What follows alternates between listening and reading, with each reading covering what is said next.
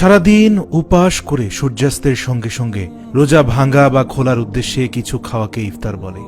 সময় হওয়ার সঙ্গে সঙ্গে দেরি না করে ইফতার করা প্রিয় নবী সাল্লাল্লাহু আলাইহি ওয়াসাল্লামের অন্যতম সুন্নাত। সূর্যাস্তের ব্যাপারে নিশ্চিত হওয়ার পর দেরি না করে দ্রুত ইফতার করে নেওয়া সর্বোত্তম। বুখারী ও মুসলিম।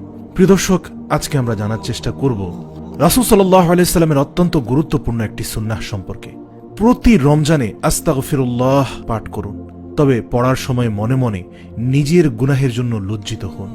এটা যেন না হয় জবানে ইস্তিগফার করছেন আর মনে মনে গুনাহের খেয়াল। নাউযু বিল্লাহি মিন যালিক। হযরত রাবিয়া বসরি বলেন, আমরা এমন ধরনের ইস্তিগফার করি যে সেটার উপরও ইস্তিগফার করা প্রয়োজন। কারণ ইস্তিগফার একদিকে যেমন করছি, অন্যদিকে আবার গুনাহের খেয়ালও করছি। অর্থাৎ মুখে ইস্তিগফার বা ক্ষমা প্রার্থনা করছি গুনাহ থেকে, কিন্তু মনে মনে গুনাহের খেয়াল করছি। আর এ ধরনের ইস্তিগফারের জন্য ক্ষমা চাওয়ার প্রয়োজন হয়। ইস্তিগফার করলে তা প্রকৃতার্থে এবং খালেস অন্তরে করা উচিত। কেননা গুনাহে অটল থেকে তওবা করা অর্থ আল্লাহ তাআলার সঙ্গে ঠাট্টা মশকরা করা। নাউযু বিল্লাহ। ইমাম আহমদ বিন হাম্বল রাহমাতুল্লাহ আলাইহি তিনি ছিলেন ইমাম বুখারীর উস্তাদ। তিনি 10 লক্ষ হাদিস মুখস্থ রেখেছিলেন। তিনি যে হাদিস লিখেছিলেন তার নাম ছিল মুসনাদে আহমদ। সেখানে তিনি প্রায় 40,000 হাদিস লিপিবদ্ধ করেছিলেন। একবার তিনি এক মসজিদে গিয়ে বললেন, ভাই, আমি মুসাফির মানুষ, আমাকে একটু থাকার জায়গা দেওয়া যাবে কি? তখন মসজিদের মানুষরা বলল, না, এখানে কোনো মুসাফিরের থাকার জায়গা হবে না। তখন তিনি মহা বিপদে পড়ে গেলেন। তখন শীতের রাতে গরম জামা জড়িয়ে এক রুটি বিক্রেতা রুটি বিক্রি করছিল। তখন সেই রুটি বিক্রেতা বলছে, ভাই, আপনি ইচ্ছে করলে আমার বাসায় থাকতে পারবেন। তখন ইমাম আহমদ বিন হাম্বল রাহমাহুল্লাহ তার সাথে বাড়িতে চলে গেলেন।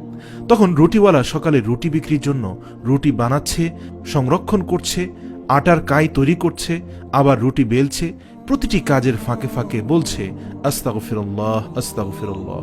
তখন ইমাম আহমদ বিন হাম্বল রাহিমাহুল্লাহ বললেন, ভাই, আস্তাগফিরুল্লাহ কেন বলছো?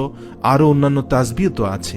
আর এই তুমি প্রতিটি কাজে রুটি ধরছো, আটার কাই করছো আর আস্তাগফিরুল্লাহ পড়ছো, এর মধ্যে কি আছে? তখন রুটিওয়ালা বলছে, ভাই, আমি জানি না আস্তাগফিরুল্লাহর মধ্যে কি আছে, তবে আমার যা কিছুর প্রয়োজন ছিল আমি এটা বলার দ্বারা আল্লাহর কাছে চাইছি।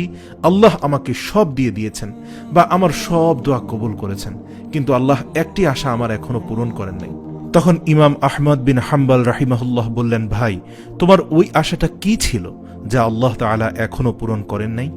তখন রুটিওয়ালা বললেন, ভাই, আমার ওই আশাটা হচ্ছে বর্তমান জামানার শ্রেষ্ঠ আলেম ইমাম আহমদ বিন হাম্বল রাহিমাহুল্লাহ এর সাথে যেন আমার জীবনে অন্তত একবার সাক্ষাৎ হয়ে যায়। সুবহানাল্লাহ। তখন ইমাম আহমদ বিন হাম্বল রাহিমাহুল্লাহ বললেন, ভাই, তোমার আস্তাগফিরুল্লাহ তাসবিহ আকারে বারবার ইস্তিগফার করার এই অভ্যেস রব্বুল আলামিন এতই কবুল করেছেন যে তুমি ইমাম আহমদ ইবনে হাম্বলকে খুঁজে না পেলেও রব্বুল আলামিন তোমার ঘরের দরজায় ইমাম আহমদ ইবনে হাম্বলকে এনে হাজির করেছেন। আমি সেই ইমাম আহমদ ইবনে হাম্বল। সুবহানাল্লাহ। সুতরাং আমরা বেশি বেশি আস্তাগফিরুল্লাহ বেশি বেশি পড়ব। তাহলে এই ঘটনাটি দ্বারা আমরা বুঝলাম যে আস্তাগফিরুল্লাহ পড়লে অবশ্যই মনের আশা পূরণ হয়।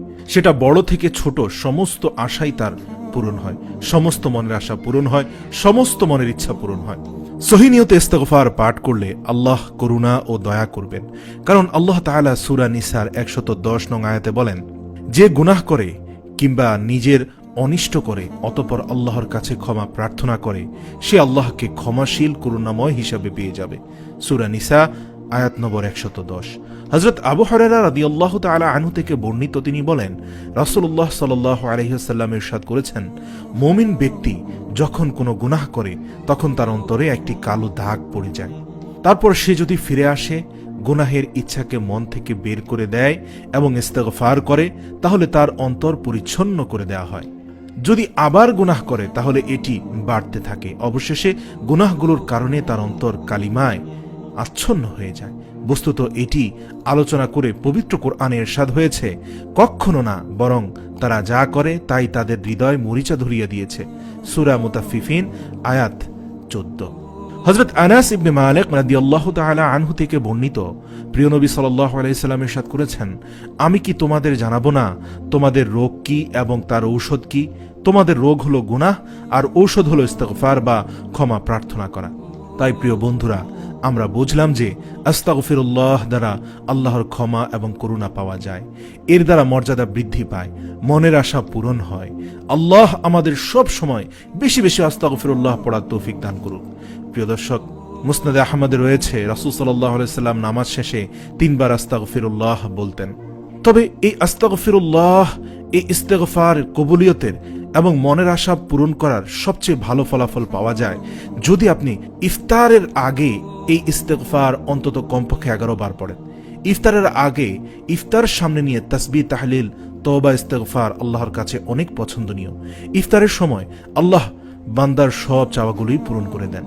রোজাদার প্রচণ্ড ক্ষুধা নিয়ে, খাবার সামনে নিয়ে আল্লাহর ভয়ে সময় না হওয়া পর্যন্ত অপেক্ষা করে। এটি আল্লাহর কাছে অনেক পছন্দনীয় বিষয়। ইফতারের আগ মুহূর্তে বেশি বেশি ইস্তেগফার পড়া। রাসূল সাল্লাল্লাহু আলাইহি সাল্লাম যে ইস্তেগফারটি ইফতারের আগে পড়তেন সেটি হচ্ছে আস্তাগফিরুল্লাহাল্লাযী লা ইলাহা ইল্লা হুয়াল হাইয়ুল কাইয়্যুম ওয়া আতুবু ইলাইহি লা হাওলা ওয়ালা কুওয়াতা ইল্লা বিল্লাহিল আলিয়্যিল আযীম। এছাড়াও রাসূল সাল্লাল্লাহু আলাইহি ওয়াসাল্লাম ইফতারের পূর্বে পড়তেন আলহামদুলিল্লাহি আল্লাহুম্মা ইন্নী আসআলুকা বিরহমাতিকাল্লাতী ওয়াসিআত কুল্লা শাইইন আন তাগফিরলি।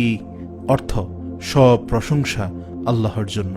হে আল্লাহ, আমি তোমার দরবারে তোমার সর্ববেষ্টিত রহমতের উসিলায় প্রার্থনা করছি, তুমি আমাকে ক্ষমা করে দাও।